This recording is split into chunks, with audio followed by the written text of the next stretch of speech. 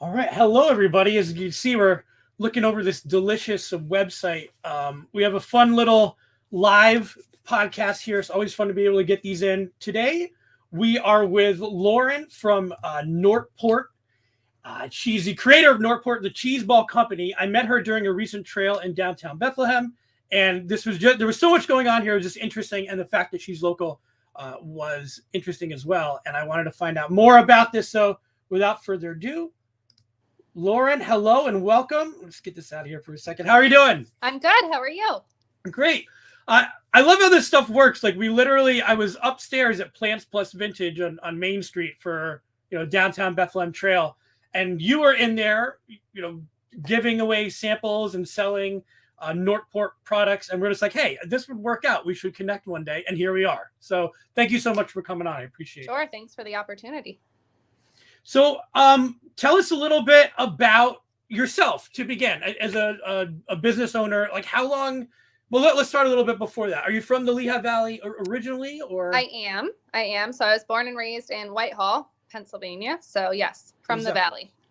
All right. And was cheese balling something you've always had a passion for, or like what did you originally go to school for? And Sure, absolutely. So no, cheese balls kind of started a little later in life. Yeah. Yes, later in life. My background actually, my bachelor's degree is in social work. I minored in art. I actually started in school for fashion design. Okay. I then had a career change and went back to school for my master's in social work. And I actually work as a hospice social worker. So I care for people who are at the end stages of their life and providing comfort and care throughout that process. And kind of what led to cheese balls through grad school, I made cupcakes for weddings and events. So there was always definitely like a creative piece of. And was that something that you would do as kind of like, I just enjoy doing this, and I want to be able to see if there's somebody who could benefit from it?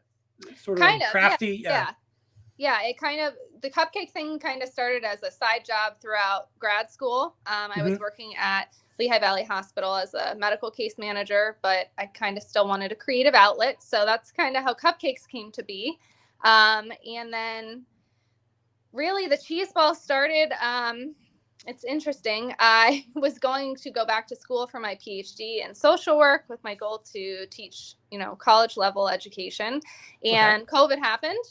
And I kind of took a step back and reevaluated a lot of different things. I think as a hospice social worker, I had a ton of exposure just to how COVID was affecting the community and what that looked like. And I needed, especially early on, like it was probably affecting you as more than anybody in that. Correct. Demographic. Right. And it kind of just led me to reevaluate like what I wanted in my future. And I needed a creative outlet. And cheese balls were a common thing at parties that I would host. They were well enjoyed. I think really in evaluating, especially if they look like this too. They do, yes. Yeah, I mean, who can resist this at a wine and cheese party? That's the hope. Yeah. So I'm sorry I interrupted you, but yes, they were always common. So was it something where you noticed them and said, I wonder what I could do with that? It kind of was more so, it was a snacky food that was well enjoyed. And I would say the idea kind of came about when I would visit wineries and breweries in the area pre-COVID. And there was really no option for food if a food truck wasn't available. So obviously food trucks are extremely prevalent in the Lehigh Valley. But a lot of times when you go to breweries and wineries, even their Instagram and things, they're there from 4 to 9 or a specific time frame. So if you visited these places outside of this time frame, there was extremely limited food options. It was like Doritos and whatever they had. Right. So I kind of took just like a giant leap of faith and it was like my COVID project and here we are. How'd you get started? Do you go and kind of track down recipes? Do you already get a sense of how this is done? Like, did you do research? I don't know. I'm just curious. Sure. No, that's a great question. How did it start? It started with me and my mom in our kitchen messing around with cheese ball recipes.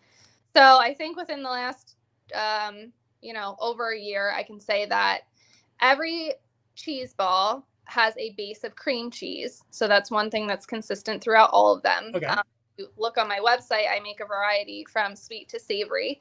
And one of the big questions I always get at events is, how is this a dessert cheese ball? Like, what type of cheese is in here? When you think of a lot of desserts, and going back to like my cupcake experience, a lot of icings are made with a cream cheese base. So cream cheese and something sweet isn't super rare. So that's kind of where the savory one or the sweet ones stem from. But really, yeah, it started with looking at, cheese ball recipes that were already out there, and then kind of looking at, you need a cream cheese base. What can you add to them? What's necessary to be in them? What can you add to them to make them more creative or more flavorful? And that appeals to the audience and the customers that you're seeking. So it kind of, every part of this, I think, was more so, I don't want to say an experiment, but it was new. It was new. Sure. It felt like I was back in school for something that I never had experience in, really. And that's exciting too, in a way where you're coming up with these. Are these your 4 main flavors that we're looking at that you sell? So the Mammoth and the Everything are year round. And then I do seasonal flavors. So the Get and Goaty with It and the Peppermint Twist, those are our winter flavors. And then, so every season there's 2 that switch out. There's a savory that switches each season, and the sweet that switches each season. And what's in, I guess, run me through each one of these. Like, what is in the Mammoth? What is it? Yeah. So the Mammoth is a sharp cheddar cheese ball. It is coated in roasted pecans, and it is served with pretzel snaps. So that's like our most basic, among basic of what like a cheese ball is known to be. So that's why we have it all year round. It's actually larger than all the other ones, which is why it's called the Mammoth. That's like your standard. If you think of a cheese ball, from, I guess, your childhood cheese ball experiences, this would be it. Yes, that classic flavor. Yes. Okay. Yeah, I know so what that's you mean. like the safe bet. When people don't know what to get, or they're getting them as gifts or anything, that's like your safe bet cheese ball. Perfect. And the Everything? The Everything, I tell people it tastes like an everything bagel. It's definitely our fan favorite. It usually is the first to sell out at every event. It's pretty basic, honestly. There's no added cheese. It has a cream cheese base. We mix a little bit of different vegetable seasonings to give it some flavor with everything seasoning, and it's coated in everything seasoning, and it's served with little bagel chips. And what is that? Getting Goaty with It? Mm-hmm. That is our winter seasonal. So it is, it has goat cheese in it. It has cranberries in it, some thyme, some garlic. It's coated in pistachios, and it's served with garlic bagel chips. Good. And the peppermint, this is when you were talking about, maybe now we're going from the Mammoth, which is what you think of when you think of cheese balls, and the peppermint twist might be like not what you think of when you think of cheese balls. What is that? So that is our sweet seasonal. It really honestly tastes like a Thin Mint. So for people who love Thin Mint Girl Scout cookies, that's what it tastes like. It's chocolate peppermint, and it's coated in crushed candy cane, and then it's served with little pretzel twists. So I never realized until making this, and this goes back to like the experimenting phase, because a lot of times when I make my sweet ones, there's a thin line between, do you pair it with something that's also sweet? Like I do a birthday cake one, and that's paired with vanilla wafers, or do you pair it with something that's semi-salty to cut the sweetness? And I never realized until making this one that Thin Mints actually are semi-salty, which probably makes us more addicted to eating more of them. So it really resembles a Thin Mint. You like cracked the code. Yes. But that is really interesting though, because I wouldn't. When you think cheese ball, or at least when I do, I never would have, it makes sense. And I like it. I like the idea of having sweeter type options as well. So I'm going to I had these questions, but your website does it so well. So I'm going to use some of your FAQs on here. So for people wondering, where are you preparing all these? Do you have a commercial kitchen? Is that like, do you have to do that, I guess, when you're doing this type of product? Yes. So to be a food manufacturer, since I am working with a product that needs to be kept cold, and has specific, temperatures it needs to be kept at. It does need to be made out of a commercial kitchen. So originally when I started, I rented out of a commercial kitchen in Easton. And I actually came across a commercial kitchen in Allentown, which was closer and that I work out of currently. And I'm just going to take a moment to just highlight the commercial kitchen. I think one of the unique things that I love about our kitchen currently is it's out of an organization called The Caring Place.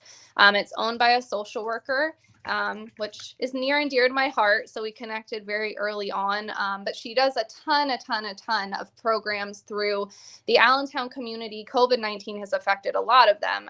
But still throughout COVID, when we were in the kitchen working, they were preparing thousands of meals for the inner city Allentown community. And really every cheese ball that I have to go into the kitchen to make, my rent to pay per the kitchen per hour is going back into the Allentown community. So I think that's a super cool little just backstory in the kitchen we work out of. Is this the right one? Yes, that's it. Yes. Okay, yeah, I got it. So just as you were talking, so I'll put this in the banners here too. If you guys would like to find out more, there you go. Perfect. Thank you so much. So because you wouldn't, again, I'm not saying you wouldn't, but sometimes you don't think about the options that you do have, commercial kitchens options for somebody who like yourself is looking to do something like this. Would you recommend that to somebody too, who's maybe looking to do something similar or within that space that they might need a community kitchen? I never would have thought of Yes, I would. And honestly, there's very limited options in the Lehigh Valley. So that was one of the challenges, I think, when starting this, like where can I find a commercial kitchen that I can rent hourly to make these cheese balls? Because I was not at a level of getting my own space at that point. So I never in my wildest dreams expected social work and cheese balls to collide, but they have. But here we are. It's amazing. So what is your distribution method? I know that, when we had met, and in fact, I brought this up a little, I guess too quickly, and bring another comment here. But Thomas Anthony, you were at the Star of Bethlehem. I'm familiar with them, their wine festival. So is that what you're normally doing? Are you doing a lot of events, or do you also do orders on like a weekly basis or something like that? Sure. So when I started, my goal really was to be a food manufacturing wholesaler. And really just to kind of sell my products wholesale to wineries and breweries in the area. My initial idea was I'm going to make these cheese balls every Friday morning, and I'm going to distribute them to whatever wineries and breweries are interested. They can buy them from me wholesale, and then they can charge them retail to their customers. During COVID-19, that was very successful because, the Pennsylvania liquor boards required a food purchase with every beverage purchase. So it was really me and them, I think. I've seen it since decline, or I shouldn't say decline, but decrease. I'm not getting as many orders through that avenue. However, we've kind of expanded into the realm of events. I feel like this whole summer we were doing events every weekend to try to get our names out there, or our name out there. We also offer pop-up sales. So I started doing monthly pop-up sales, which entail going to our website. I usually post, when I'm doing the pop-up sale, that people usually have, I don't even know, several weeks to place their orders, their pre-orders. And then I usually try to do the pop-up sale around the dates of specifically this month holidays. So everyone wants them before Christmas to use them as Christmas gifts or to bring to holiday parties or for New Year's Eve. So I really try to do the pop-up dates that they're picked up, around those major events so that people have the cheese balls when they need them. And I look at this one. Do you have a pop-up one through 12/13, and then you have information on your website? I do. So a lot of our communication, I think, unfortunately, since we don't have a storefront right now, is through social media, people following us, word of mouth, placing those orders when they need to be placed. Our pop-up sale closes today, so anyone who's interested can still place orders until midnight. And then the pickup for this pop-up sale is on Sunday from 2 to 4, right before the holiday week. And how does that work out? Do you deliver? Is there like a preset place that people? Sure. So it's kind of interesting. So my parents are both hairdressers. They have a business out of Whitehall. Okay. So I kind of I don't want to say sell them. I kind of distribute the cheese balls out of their parking lot and out of my trunk. I love it though. It's so like authentic, you know. We're trying. So yes, and I really, honestly, it's fun during the holidays. I try to blast like Christmas music out of my car trunk, and people pick them up, and I get to, interact with my customers, and it's always nice to see repeat customers and things like that. So it's not the perfect situation right now, but it works. Right, but you're right, and I want to bring a picture up on here just so you can kind of get an idea of what. Now, do they always come in this type of packaging? You can see that you're holding. What would you call that? Like a container with the cheese ball. Yes, on I top. guess yes. So they're like pre-contained. So right. I think one of the things. So yes, currently that is how they come packaged.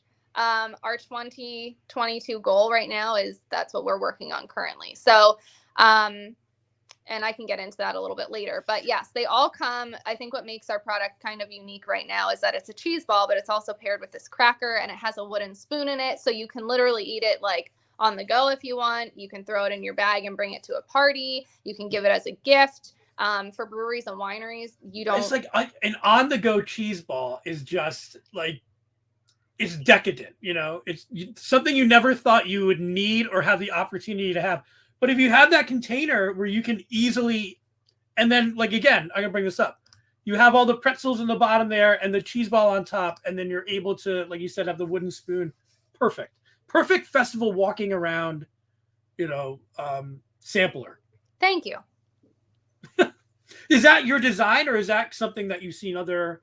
No, I mean, it just makes so much sense. I can't take credit for designing the actual packaging because it's sold. Okay. However, that probably was the thing that took me the longest when starting this. How can I package these cheese balls? Yeah. How can I because usually it's like a large circle, right? Like right. In the cheese ball, and it's like that big. Right. And it's vacuum sealed or whatever, and yeah, so that was definitely one thing that I really wanted, was that the cracker was paired with the cheese ball, that if breweries and wineries were distributing them, that they didn't need to touch the food product, because during COVID, that was something that was super important to me. And I just kind of played around with what packaging was out, not packaging, but what different elements were available on the market and how they could be paired properly to be able to contain the product, and then experimenting with how long the product lasted in a refrigerator in the packaging and things like that. Sorry, I'm just looking through. Oh, and that comes. Are these? Yeah. We have to make an order. Like you said, it's the last day. So tell me, before we get into, I know we're going to talk about everything that's going to go on. I think I got too far ahead because I wanted to bring in Norton to begin.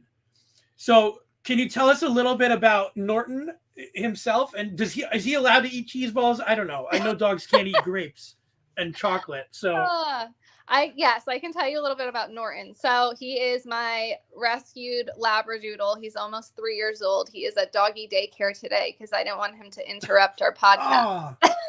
We should have a video at doggy daycare too. I know. We should have put it in. Put him in next time. Interestingly enough, when trying to create this business, I spent a lot of time trying to figure out the name.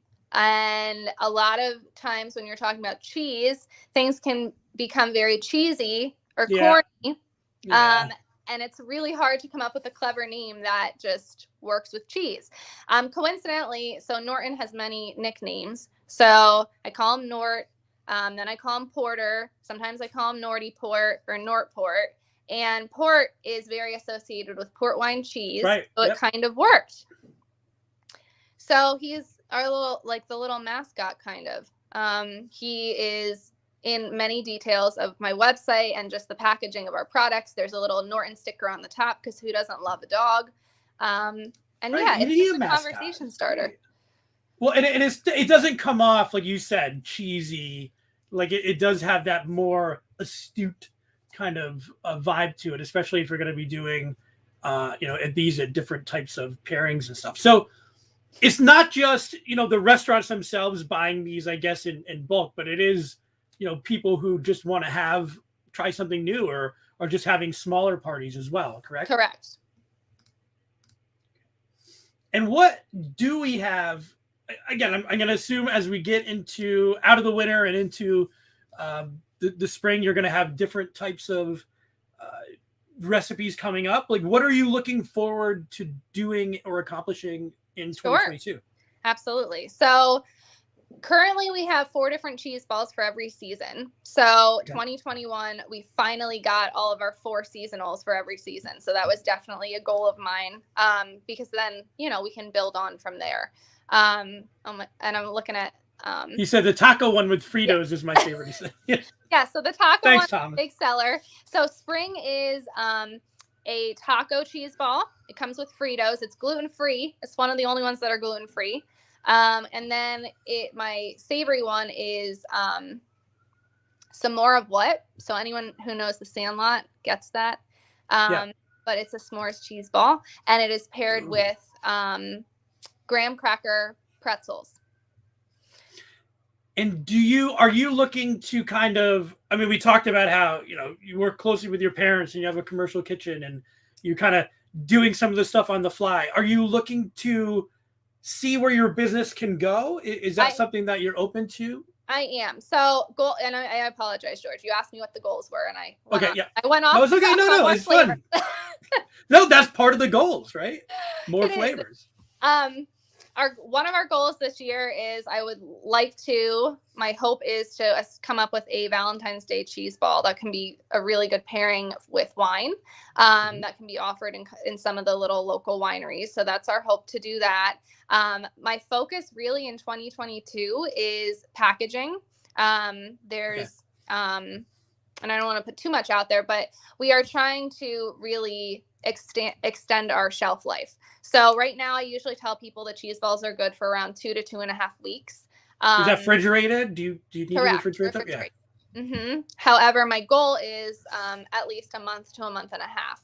So we're, in contact. Is that just like tighter, like more airtight packaging type deal? Correct. Okay. So we're looking forward to more airtight packaging, to our products actually being tested to determine the moisture levels and different things like that. And people specialized who do this every day to tell us how long our product what the actual shelf life would be, to hopefully expand into more retail. I actually did start up Lehigh Valley through the factory. I don't know if you're familiar. Sure, absolutely. Right over the river for me. Right? Yes. So they did, it was like a Lehigh Valley Shark Tank that I did a couple months ago. And my goal really there was to find the funding to hire a food engineer at that point to help with the packaging.